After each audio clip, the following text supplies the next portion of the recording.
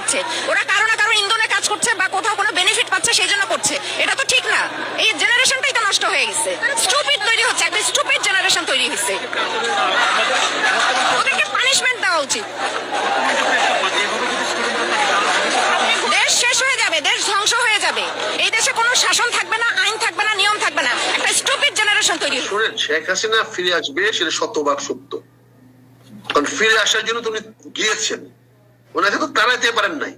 আমি তো আবারও বলছি, উনি বাংলাদেশের সরকারের হেলিকপ্টার দিয়ে, বিমান বাহিনী হেলিকপ্টার দিয়ে উনি স্থানান্তর করেছেন।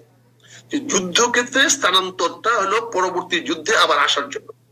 এরপরে আমরা মহাভারত দেখেছি, আমরা কারবালা যুদ্ধে দেখেছি, আমরা আমাদের ওহুদের যুদ্ধে দেখেছি, আমরা ওই খন্দক যুদ্ধে দেখেছি।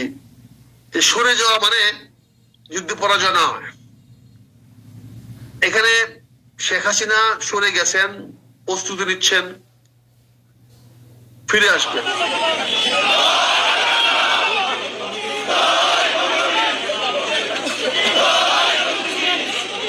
বঙ্গবীরের আগমন, শুভেচ্ছা স্বাগতম। গগনচিন্তিকির আগমন, শুভেচ্ছা স্বাগতম। বঙ্গবীরের আগমন, শুভেচ্ছা।